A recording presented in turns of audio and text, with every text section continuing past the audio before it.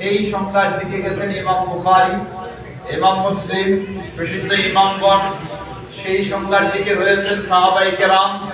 সেই সংখ্যার পরিচয় পাওয়া যায় নবী মুহাম্মদ সাল্লাল্লাহু আলাইহি ওয়াসাল্লাম। বলেন কেমনে?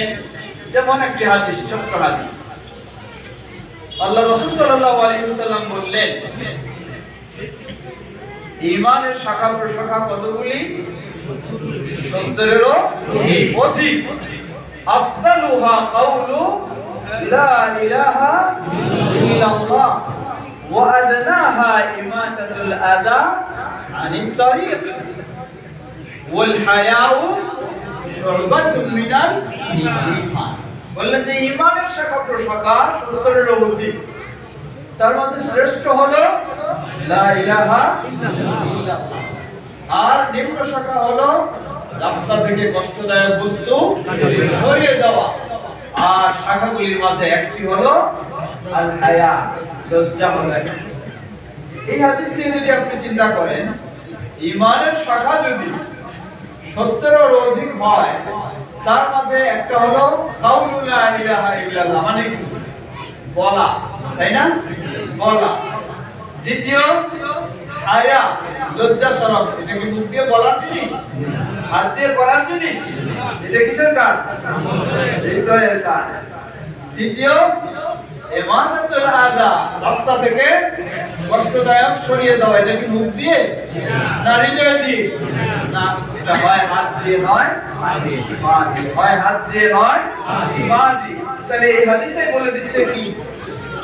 ঈমানের প্রথম তিনটি বিষয় হলো মৌখিক স্বীকৃতি, হৃদয়ে সত্যায়ন এবং কি অঙ্গপ্রত্যঙ্গের কাজ। এখন আসুন আবার এই হাদিসকে আবার চিন্তা করুন আরেক দিক থেকে। এই হাদিসে আল্লাহ রাসূল সাল্লাল্লাহু আলাইহি ওয়াসাল্লাম বললেন ঈমানের শাখা প্রশাখা 70-এর অধিক। এর মানে কি? সবারই মাঝে তো 70-এর অধিক আছে? আছে না। কারো কাছে 10টা, কারো কাছে 20টা, কারো কাছে 30টা, কারো কাছে 40টা, কারো কাছে 50টা, কারো কাছে 60টা, ঠিক কি না? সবাই কি সমান? কখনো সবাই সমান নয়। তাহলে অটোমেটিক কি একজন থেকে আরেকজনের ঈমান কম বেশি আছে কি না? অবশ্যই। ঈমানের কম বেশি বিষয়টা দুই দিক থেকে। এক হলো আমরা সবাই ঈমানের দিক থেকে সমান নই, কারো কম কারো বেশি। দ্বিতীয়, আমি একজন ব্যক্তি হিসাবে সব সময় সমান ঈমানে নই। সামনে আসতেছে কি মাস? রমাদান মাস। সবাই বুঝি না? কি বুঝি? ঈমান কমে যায়।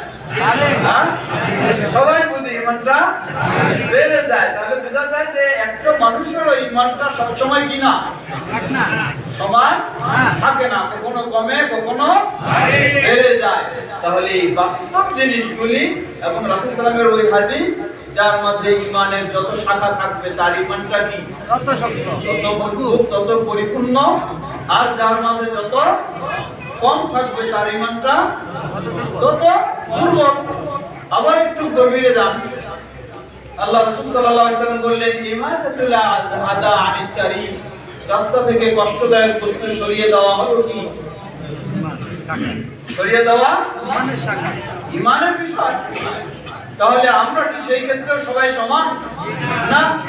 রাস্তা দিয়ে চলছি, চলতে চলতে কারো চোখে ছোট্ট একটি কষ্টদায়ক দেখলেও সে স্থির থাকতে পারে না, এটাকে সরানোর চেষ্টা করে। আবার কেউ কি করে? কষ্টদায়ক বস্তুগুলি রাস্তায় ফেলে দিচ্ছে। তাহলে দুইজনের ঈমান কি সমান নাকি? কখনোই নয়। এই কাজটাই বলে দিচ্ছে দুইজনের ঈমান সমান নয়। আল হায়া, হায়া শুবাতুম মিনাল ঈমান, এটা একটা ঈমানের অংশ, এটা একটা ঈমানের শাখা। এই হায়ার ক্ষেত্রে কি সবাই সমান? একজন ব্যক্তি দাড়ি কাটতে লজ্জা পায়, আরেকজন ব্যক্তি দাড়ি রাখতে লজ্জা পায়, ঠিক না? একজন মেয়ে মানুষ বেপরদায় চলতে লজ্জা পায়, আরেকজন মেয়ে মানুষ পর্দায় চলতে লজ্জা পায়। যে মেয়ে মানুষ মুসলিম ঘরের সন্তান, জন্মসূত্রে মুসলিম, বেপরদায় সবসময় চলে, তার যদি বলা হয় তুমি কেন মাথায় কাপড় দিয়ে বের হও না, সে মাথায় কাপড় দিতে কি পাচ্ছে? লজ্জা পাচ্ছে, লজ্জা পাচ্ছে। আর যে সব সময় হেজাব নিয়ে থাকে তাকে যদি বলেন তুমি মাথা খুলে বের হও কি পায়? লজ্জা পায়। তাহলে পার্থক্য কি এখন? সুবহানাল্লাহ। সুতরাং